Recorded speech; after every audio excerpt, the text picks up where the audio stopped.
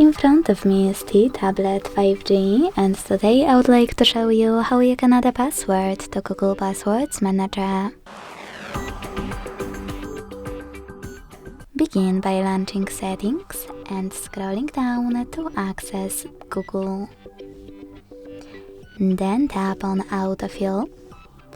Autofill with Google, and this Twitter next to Use Autofill with Google, if it's not already on.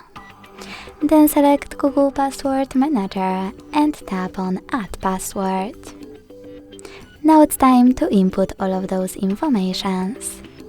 At the top you can select any website, or click on Select App and tap on the chosen one. Then enter your username, email or phone number, password,